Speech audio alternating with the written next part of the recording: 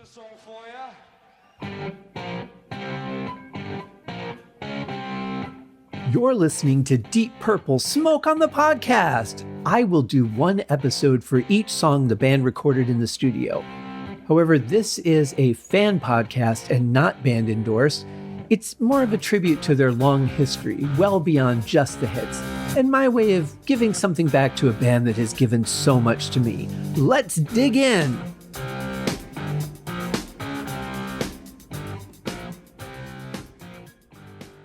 Hello and welcome to another episode of Deep Purple Smoke on the Podcast. We are wrapping up season 19, guys. The last couple songs, these are bonus tracks that were not on the original, I guess, American or European version of the album, at least not the CD. From what I've been able to piece together, it looks like this song, this is episode, where are we at? Episode 12. Covering the song Things I Never Said. I have a limited edition white color vinyl package that does have both bonus tracks on it, this and our track for tomorrow. But in doing a little research, I remember the original CD that I bought did not have it. I think, well, I don't want to say, because I was thinking there might have been like a CD single or something, but I don't remember, so I don't want to say that.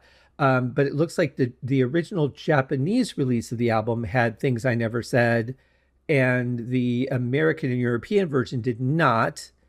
At least that's what I've been able to put together. So this may not be a bonus track to you, or it may be a bonus track to you.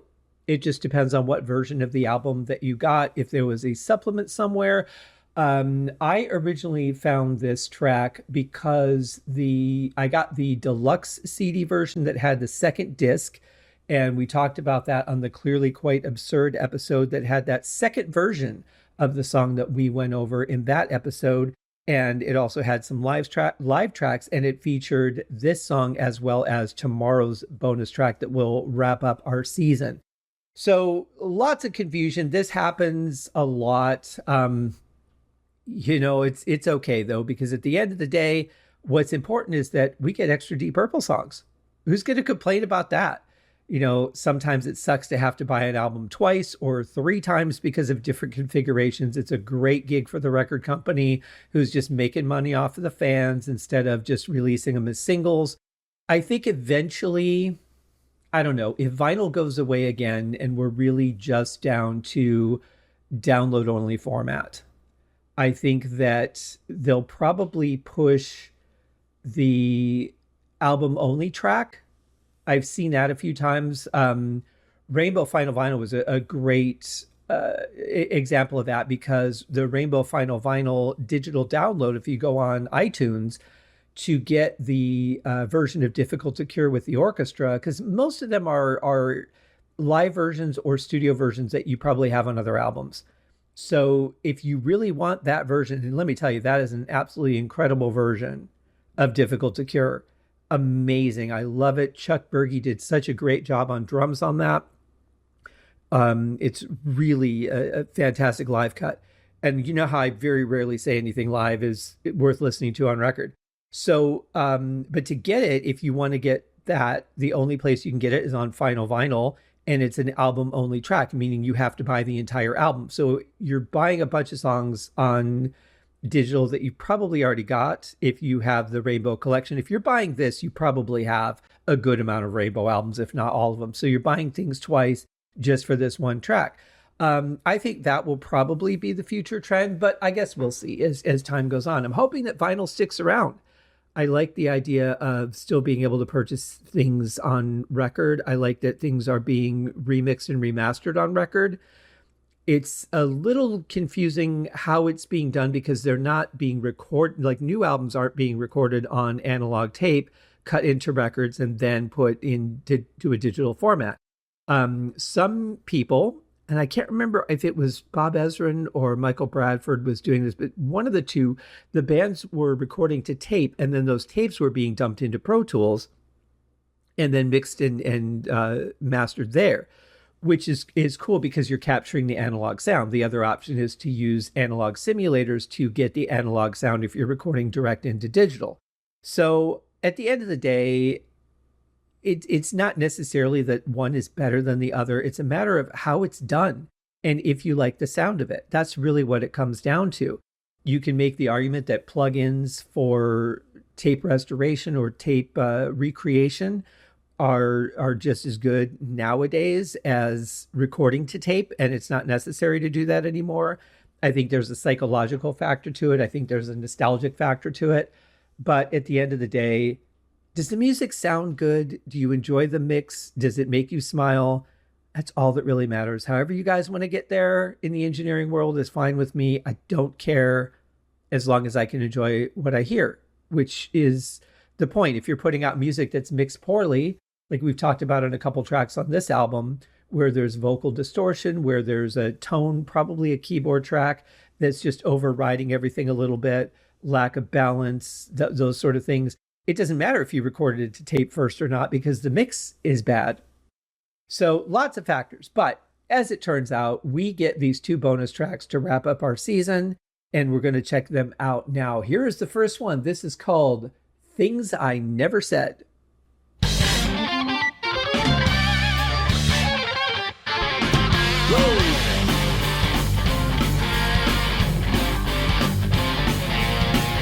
I like these little bursts of technical amazement where we get to see how well Don and Steve play together. We got a little bit of this with Jon Lord and Steve as well, but it's always impressive to see just how tight this band records. But it's a cool little opening, and then it's a good groove. It's a nice riff. It's a little bit rock and roll, a little bit bluesy, but so far shows some good promise.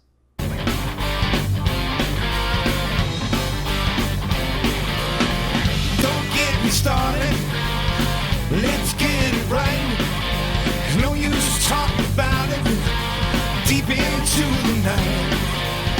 Don't ask about secrets I can tell.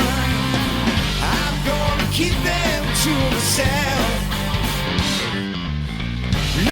Ooh, I like a good Roger Glover break. We don't get those very often, and every time we do, I just smile. The bass sounds fantastic on this. Actually, the mix is really good. I think the mix is better than the album, which is interesting. But yeah, you can hear everything really well. It's got a good groove. Ian sounds nice. It sounds like there's maybe a doubling or a little bit of effect on his vocal, but it's interesting to see where the song is going. I remember looking a long time ago on Karamba to see what he wrote about this song, if he gave us any insight into the meaning, because I really wasn't sure about the lyrics. I think there's a lot of things you can read into it to fit a lot of different situations. And as I recall, and I haven't gone back and checked it, but as I recall, he was pretty vague, kind of, if you know kind of thing, which I wasn't too pleased about because I wanted a little more insight into it. I think he wanted to leave it a bit ambiguous, and that's fine. I could certainly read into it that this is going back to, 71 or 72, putting in his resignation, whatever year that was, whether it was 72 or 73. And just, like, why didn't I talk to somebody? You could look at it that way because I think it would fit that situation. But this could be anything. This could be about a wife, a girlfriend, a friend, a band, the Ian Gillan band. It could be about anything. No bad decisions, no good advice. No time to think about it, even once or twice. No second chances, looking down the road. When there's the only way to go. It makes me wonder what's going on inside my head. Well, could it be the pressure that I'm under? Me forget the things I never said. That's interesting. It doesn't really feel like there was that much of a change from the verse to, I'm guessing that's the chorus. Usually there's something a little more dramatic. Ian pushes the voice a little more. It changes a little bit feeling. This is pretty much just solid, the same all the way through. I mean, there's slight changes in the music, but it doesn't really feel like it's separated. So I'll be curious to see if this is just the way they do it the first time, and maybe going forward, they do a little bit of a build, because that's not uncommon. We've talked about that a bunch of times. Well, I should say you guys listen to me talk about it a bunch of times, because that's what we're really doing here on a podcast. But yeah, I don't know. It just kind of felt a little flat coming off of the verse. And I think the words certainly give the opportunity to put a little more emotion into it, a little bit of maybe regret or guilt. I don't know, something. And I feel like that was a pretty flat chorus. So we'll see what happens going forward. Might be intentional. I don't want to jump the gun. I can't remember, I can't forget. Take it from me, there's not a moment of regret. Since the day I learned to tie my shoes, I found a horse where the news. Ah, it makes me wonder what's going on inside my head. Well, could it be the pressure that I'm under? Makes me forget the things I never said. Okay, there it is. Now I feel better about that whole thing. No, that was nice. I like that. I think that was a much better chorus. I do think that the words are very ambiguous. I mean, they leave a lot to interpretation and the potential. I like the idea that you just kind of accept that you've made the decisions that you've made, and you can't really change yesterday. So, but you can learn from it. And I might be reading a little more into these lyrics than are actually there, but that's what I'm getting out of this. And I think it could potentially be like a really good life lesson.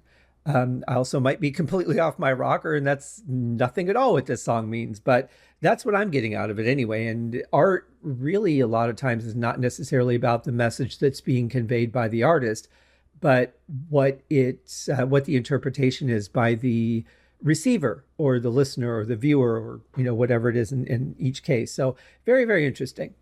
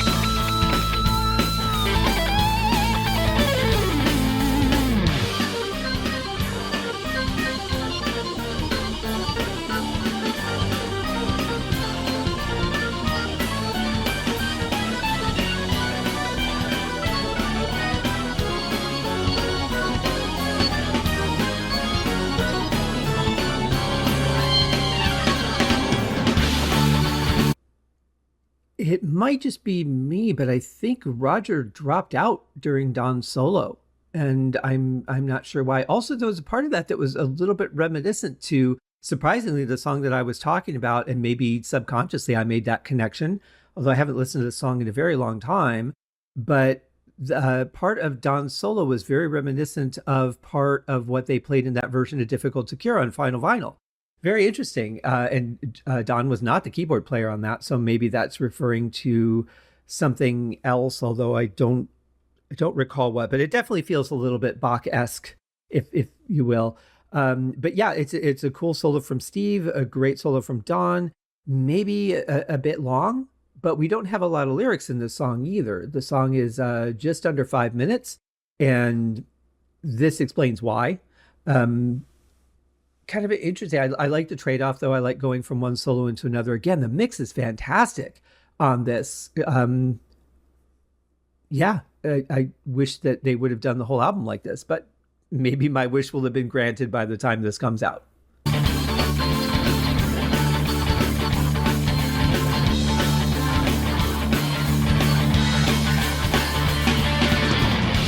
hard to swallow.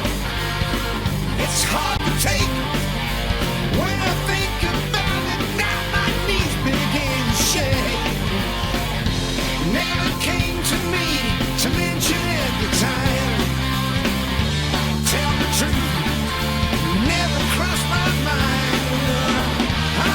That was a great end to Don Solo too. I didn't mean to interrupt it in the middle there, but no, that was a great build. I really like that. I like going smoothly back into the verse without stopping the song. That was a good choice. Getting a little bit of crackle on Ian's voice there. When he really pushed it, it sounds like there was a little bit of bleed in the mic. It's not very hot on my end, so I don't think it was caused in my playback. But yeah, little hot on the mic there. But it sounds good. I like the passion that he's putting in. Like in the beginning, it felt pretty dry. Here we're getting a little more emotion, maybe as he's realizing things, the character that he's singing as. Yeah, it's hard to say. That's what I'm getting out of it anyway. But also the vocal doubling, probably completely unnecessary. I think this probably would have sounded better, especially with the bluesy background and progression, to just have him sing it, just straight. Ian's voice doesn't need to be doubled. It's not too unpleasant on this song, but probably not necessary. I think we've had the last couple of albums or so, I think we've had plenty. Makes me wonder what's going on inside my head. Where could it be the pressure that I'm under? Makes me forget the things I never said. Makes me wonder what's going on inside my head. Could it be the pressure that I'm under? Makes me forget the things I never said.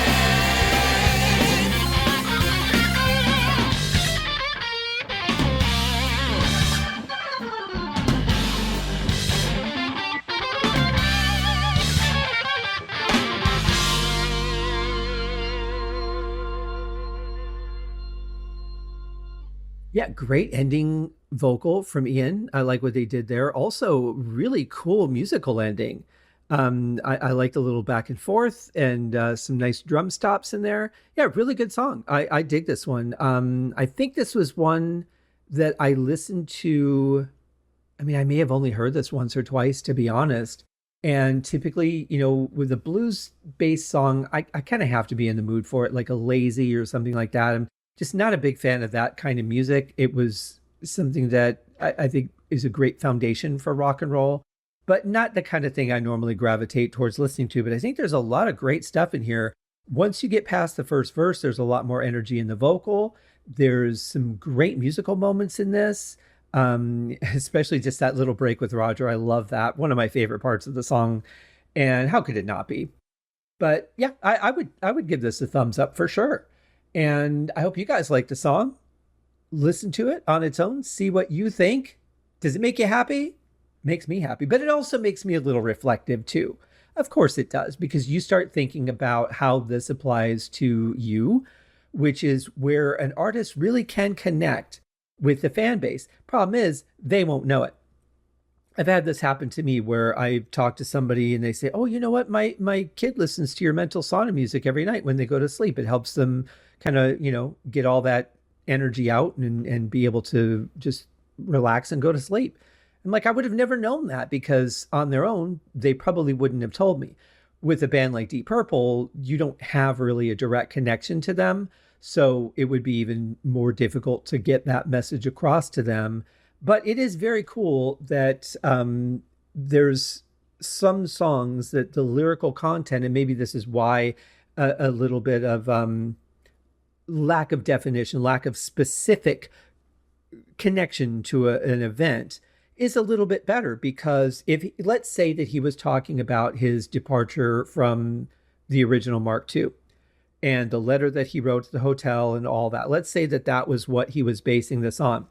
If that was the case, then our focus would be on that and thinking about, oh, what must it have been like for him? What are the things he would have wanted to say that he never did? That would be our mental direction on the song. But with it being more open and it could be about anything. It might still be about that, but it could have been what was happening with one of the versions of his solo bands, the Ian Gillan Band or Garth Rocket and the Moonshiners, or could have been his time in Black Sabbath. It could have been anything. It could have been, when he got fired after House of Blue Light. It could be any of those moments. But because it's so open, it allows us the opportunity to identify with the situation and think about how it applies to us. Friendships, relationships, work relationships, bands we've been in, or, friend groups or whatever. It could be anything. And maybe it's better that way. Maybe we'll have a better connection with songs that are left with that element of mystery. Sometimes you want to tell the story and you want to say, this is what we went through, like Smoke on the Water. This is an accounting of how it actually happened. And we're not going to make anything up. We're just going to say, here's how it all came down. And that's okay too. But for a song like this, maybe it's better that it's left open to interpretation and allows us to reflect on our own situations and what we can do better in the future. Because if we're not striving to improve, what's the point, right? Anyway, enough of my soapbox for today. That is our episode, guys. I hope you liked the song. Go check it out, see what you think. In the meantime, we'll be back for one more episode. We have, let's see, what is today? Is Thursday? No, it is Tuesday when this will air. So we will be back on Thursday for our final track of Rapture of the Deep, a really cool and rare instrumental. And, I'll talk about that in the next episode. We'll see you guys. Cheers.